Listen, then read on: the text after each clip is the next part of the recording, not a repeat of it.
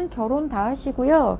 오히려 처음 결혼하셨을 때 어떤 그 미련이 있으신 분들은요, 재혼을 더 크게 하시는 경우도 있고요. 예전에 때는 이제 뭐 어떤 여러 가지 상황상 제대로 결혼을 제대로 조금 원하는 대로 못 하셨던 경우에는 오히려 재혼을 조금 더 크게 좀 하시는 경우가 있고요. 근데 대부분은 이제 재혼이다 보니 하객들을 많이 안 부르시는 경우도 많이 계세요. 근데 요새는 재혼이든 초혼이든 뭐 크게 다 비슷하세요.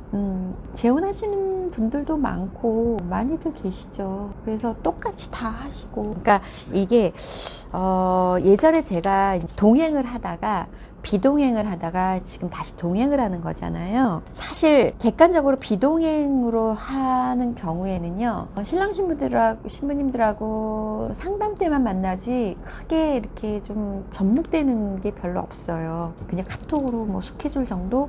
근데 물론 그 중에 신부님들이 나 이러이러한 고민이 있는데 이걸 카톡으로는 깊게 딥하게 못 들어가잖아요. 근데 동행을 하다 보면 이제 조금 약간 중간중간 텀이 있을 경우에는 신부님들하고 커피숍 같은 데 이렇게 좀 가서 이제 얘기를 하게 되죠. 그러면 이제 결혼 준비하다가 근데 플래너님 나 이러이러한 고민이 있는데 얘기를 하세요. 뭐 우리 시댁에서 이러이러한 거를 요구하는데 이게 맞는 거예요? 라고 얘기하다 보면 이제 서로 딥하게 들어가는 거죠. 그래서 그러다 보니까 그 예전에는 신부님하고 신랑 신부님하고 특히 신부님들하고 굉장히 가깝게 나중에는 언니 동생처럼 굉장히 딥하게 많이 그랬던 적이 많아요.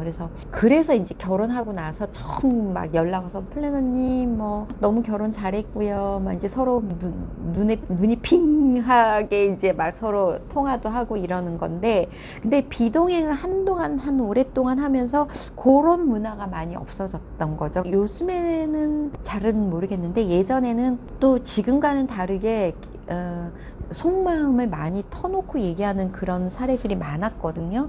근데 요즘에는 이제 또 많이 또 트렌드가 바뀌다 보니까 굳이 내 속마음을 뭐 플래너들한테 그렇게 깊게 나의 얘기를 굳이 이런 성향을 가진 신부님들도 계시고, 근데 또 그 중에는 또 되게 친하게 잘 지내시는 경우에는 이제 예전과 같은 그런 이야기들 많이 털어놓는 경우가 많이 있겠죠.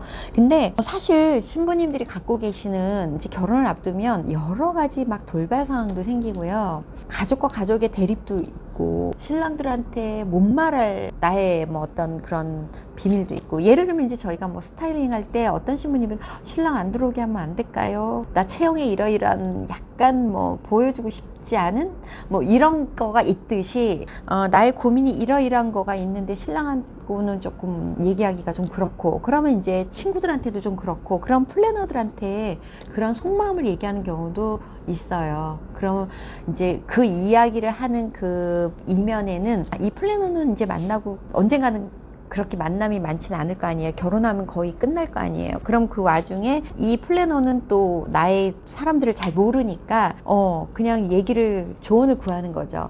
플래너님은 신랑 신부님들을 많이 만나다 보니 여러 가지 다양한 케이스를 만났을 테니 이러이러한 경우는 어떻게 다들 하던가요? 이런 거에 대한 조언을 많이 구하는 경우죠, 신부님들이.